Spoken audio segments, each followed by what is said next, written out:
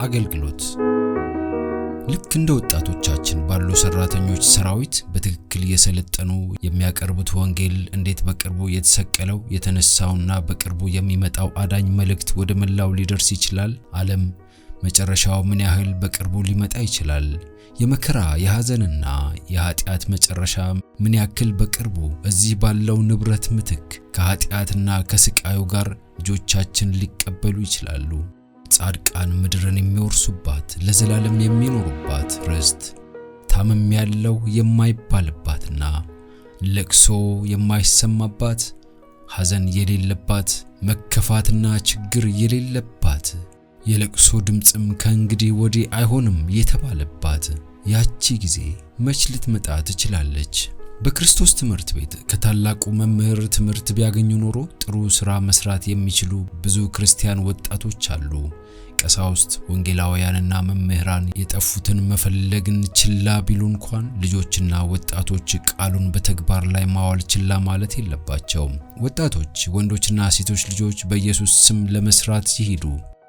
በስራው እቅድና አተገባበር አንድነት ይፍጠሩ።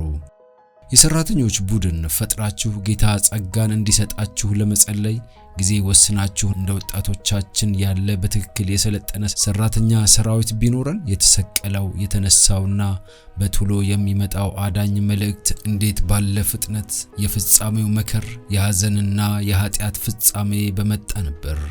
ከስቃዩና ከንከኑ ጋር ካለው ምድራዊ ሀብት ፈንታ ልጆቻችን ጻድቃን የሚወርሷትንና ለዘላለም የሚኖሩባትን ምድር የሚወርሱበት ጊዜ ምንኛ ቅርብ ይሆን? እዚህ ነዋሪዎቿ አመመኛ አይሉም። የለቅሶ ድምጽ ለዘላለም አይሰማም። የተባበረ ሥራ ለመስራት ወደፊት መቀጠል አትችሉምን? በእግዚአብሔር መንፈስ አንቀሳቃሽነት ለውጤት ከልባችሁ መስራት እንድትችሉ በሥራው ልምድ ያላቸውን እግዚአብሔርን የሚፈሩና የሚወዱ ሰዎችን አማክሩ። እግዚአብሔር የሰጣቸውን ችሎታዎች ለስሙ ክብር የሚጠቀሙትን ጌታ ይረዳቸዋል። እውነትን የሚያምኑ ወጣት ወንዶችና ሴቶች ሚስዮናውያን ለመሆን ፈቃደኛ ይሆናሉ። እናንተ በእግዚአብሔር አንድያ ልጅ ደም ለተዋጁት ነፍሳት ደህንነት ስትሰሩ መለኮታዊ የመንፈስ ቅዱስ ኃይል በነፍሳችሁ ላይ ይሰራል። ለክርስቶስ ነፍሳትን ለማምጣት የተሳካልን መሆን የምንችለው ልብን የመለወጥና የማሳመን ሥራ እንዲሰራ በእግዚአብሔር ጸጋና ኃይል ስንደገፍ ነው። እናንተ የእግዚአብሔርን ዕውቀት ስታቀርቡላቸው አለማመንና ጥርጣሬ አእምሮን ለመቆጣጠር ጥረት ያደርጋሉ። ነገር ግን የእግዚአብሔር የቃል ኪዳኑ ቃል ጥርጣሬያችሁን ከልባችሁ ያስወግደዋል። እግዚአብሔርን በቃሉ ያዙትና በእምነት ስሩ። የሰማያዊ አባታችሁን ቃል እንድትጠራጠሩ ለማድረግ ሰይጣን የተለያዩ ሐሳቦችን ይዞ ይመጣል። ነገር ግን ከእምነት ያልሆነው ነገር ሁሉ ኃጢአት ነው የሚለውን አስታውሱ። በእምነት ወደፊት እየተጓዛችሁ ጥርጣሬያችሁን በስርየት መቀመጫው ላይ አኑሩት። አንድ ጥርጣሬ እንኳን እንዲገባ አትፍቀዱ። ይህ ልምድን ለማግኘትና ለሰላማችሁና ለመታመናችሁ አስፈላጊ የሆነ ማረጋገጫ ለማግኘት ብቸኛ መንገድ ነው። ልምምዳችሁ እያደገ በመጣ ቁጥር ከክርስቶስ ጋር የዓላማ አንድነት ስለሚኖራችሁ የነፍስ ግለትና እግዚአብሔርን የማገልገል የጋለ ፍቅር ይኖራችኋል። ርኅራኄያችሁ ከመንፈስ ቅዱስ የተገኘ ይሆናል። የክርስቶስን ቀንበር ትሸከሙና ከእርሱ ጋር ሰራተኞች ትሆናላችሁ። ከክርስቶስ ጎን ጸንተው በመቆም አሁኑኑ ሊፈጸም የሚገባውን ሥራ ለመስራት ከናዝሬቱ ኢየሱስ ጋር አንድነት ለመፍጠር ቃል ኪዳን ለመግባት ፈቃደኛ የሚሆኑትን ፈቃደኛ ሰራተኞች ጌታ ይጠራቸዋል። በወጣቶች ላይ ከባድ ኃላፊነቶች ተጥሎባቸዋል።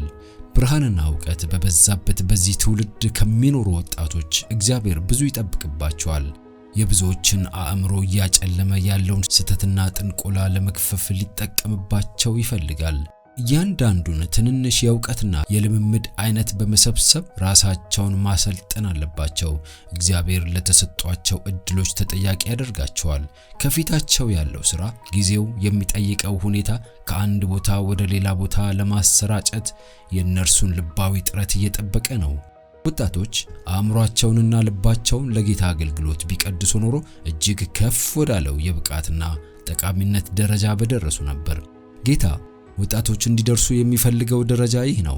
ከዚህ የተነሳ ማድረግ ማለት እግዚአብሔር የሰጠውን መልካም አጋጣሚ በተገቢ ሁኔታ ለመጠቀም ፈቃደኛ አለመሆን ማለት ነው። ይህ ደግሞ ለሰብአዊ ዘር በጎነት ለመስራት ባለመቻል በእግዚአብሔር ላይ እንደማመጽ ይቆጠራል። ውድ ወጣቶች ሆይ የእግዚአብሔርን ቃል መሪያችሁ መሆኑንና የጂሆቫን ሕግጋት መጠበቅ ምን ያክል አስፈላጊ መሆኑን ለማወቅ ምን እያደረጋችሁ ነው? ሰዎች መዳን የሚችሉት ለእግዚአብሔር ቃል በመታዘዝ ብቻ መሆኑን በቃልና በሕይወት ምሳሌነት እያወዳጃችሁ ነው? ማድረግ የምትችሉትን የምታደርጉ ከሆናችሁ ለሌሎች በረከት ትሆናላችሁ። የችሎታችሁን ያክል በምትሰሩበት ጊዜ የበለጠ መስራት እንድትችሉ መንገዶችና አጋጣሚዎች ይከፈቱላችኋል። ከጌታ ጋር ያሉ ሁሉ ክርስቶስን መመስከር አለባቸው። ጌታ እናንተ ምስክሮቼ ናችሁ ይላል። የእውነተኛ አማኝ እምነት በባህሪ ንጽህናና ቅድስና ይገለጻል። እምነት በፍቅር በመስራት ነፍስን ያነጻል። ከእምነት ጋርም አብሮ የሚሄድ መታዘዝ፣ እርሱም በታማኝነት የክርስቶስን ቃላት ማድረግ ነው። ክርስትና ሁል ጊዜ ከእውነታ ሕይወት ጋር ከሚገናኙ ሁኔታዎች ጋር ራስን የሚያለማምድ ጥልቅ ተግባራዊ የሆነ ነገር ነው። እናንተ ምስክሮቼ ናችሁ ይላል። ለማን ነው የምንመሰክረው? ምስክሮች የሆነው ለዓለም ነው። በዙሪያችሁ ቅዱስ ተጽዕኖ ማሳደር አለባችሁ። ክርስቶስ በነፍሳችሁ ማደር አለበት። ስለ እርሱ መናገርና የእርሱን ባህሪ ውበት እንዲገለጥ ማድረግ አለባችሁ። የዘመኑ ተለዋጭ የሆነ ሃይማኖት በክርስቶስ እናምናለን የሚሉ ወጣቶች አብረዋቸው ለሚኖሩ ሰዎች ስሙን እንኳን እስከማያነሱ ድረስ ባህሪን አበላሽቷል። ስለ ብዙ ነገሮች ይነጋገራሉ፣ ነገር ግን የደህንነት ክቡር ዕቅድ የንግግራቸው ዋና ሐሳብ አይሆንም። ተግባር እንዳላቸው ክርስቲያኖች የእነዚህን ነገሮች ቅደም ተከተል በመቀየር ከድቅድቅ ጨለማ ወደሚደነቅ ብርሃን የጠራችሁን የእርሱን በጎነት ለመግለጽ ማሰብ አለባችሁ። ክርስቶስ በእምነት ልባችሁ ውስጥ ካደረ ዝም ማለት አትችሉም። ኢየሱስን አግኝታችሁ ከሆነ እውነተኛ ሚስዮናውያን መሆን ትችላላችሁ። በዚህ ጉዳይ ላይ ልባዊ ግለት ሊኖራችሁ ይገባል። ለኢየሱስ አድናቆት የሌላቸው ሰዎች እርሱን ለነፍሳችሁ የከበረ ሆኖ እንዳገኛችሁት በአፋችሁ አዲስ ዝማሬ ማለትም ለእግዚአብሔር ምስጋና እንዳስቀመጣችሁ ይወቁ። ወጣት ወዳጆቼ የክርስትና ሕይወታችሁን ልባችሁ በኢየሱስ ፍቅር እንደሞቀ ሰዎች ትጀምራላችሁን? የእግዚአብሔር ልጅነት እንደሚገባቸው ለማይሰማቸው ሰዎች በትህትና የተሞሉ ትርምስ ያላቸውን ቃላት በመናገር ምን ያክል ጥሩ ነገር እንደምታደርጉ በፍጹም አታውቁም። በሌላው በኩል የክርስቶስ ምስክሮች ለመሆን የሚያስችሏችሁን ምን ያክል አጋጣሚዎች ሳትጠቀሙ እንደቀራችሁ እስከ ፍርድ ቀን ድረስ በፍጹም አታውቁም። ከቅዱስ እምነታችሁ ጋር በማይጣጣም መልኩ በትናንሽ የከንቱነት ተግባራችሁ፣ ርካሽ ንግግሮቻችሁና ቀልደኝነታችሁ በአንዳንድ ነፍሳት ላይ የፈጸማችሁትን ማታለል በዚህ ዓለም ላይ በፍጹም ላታውቁ ትችላላችሁ። ስለምትወዷቸው ነፍሳት የሆነ ስጋት ሊሰማችሁ መቻሉ እውነት ነው። የእውነትን መዝገብ ልትገልጡላቸው ትሹ ይሆናል። ካላችሁ ልባዊ ፍላጎት የተነሳ ስለ ደህንነታቸው ልታነቡ ትችላላችሁ። ነገር ግን ቃላቶቻችሁ ያሳደሩት አሻራ በጣም አነስተኛ ሆኖ ሊታያችሁና ለጸሎቶቻችሁ ግልጽ መልስ ሳይኖር ሲቀር እግዚአብሔር ጥረቶቻችሁን ፍሬ ቢስ እንዲሆን እንዳደረገ ሊሰማችሁ ይችላል። የምትወዷቸው የተለየ የልብ ድንዳኔ እንዳለባቸውና ለጥረቶቻችሁ ምላሽ እንዳልሰጡ ይሰማችኋል። ነገር ግን ስተቱ ከናንተ ሊሆን እንደሚችል በደንብ አስባችሁ ታውቃላችሁ? በአንዱ እጃችሁ ለመገንባት እያጣራችሁ ያላችሁትን ነገር በሌላኛው እጃችሁ እያፈረሳችሁት እንዳላችሁ አስባችኋል? አንዳንድ ጊዜ የእግዚአብሔር መንፈስ እንዲቆጣጠራችሁ ፈቅዳችኋል። ሌላ ጊዜ ደግሞ በስራችሁ እምነታችሁን ክዳችኋል። ለምትወዷቸው ያላችሁን ጥረታችሁንም አበላሽታችኋል። ለዚህም ምክንያቱ ለእርሱ ያደረጋችሁት ጥረታችሁ በተግባራችሁ ውጤት አልባ በመሆኑ ነው።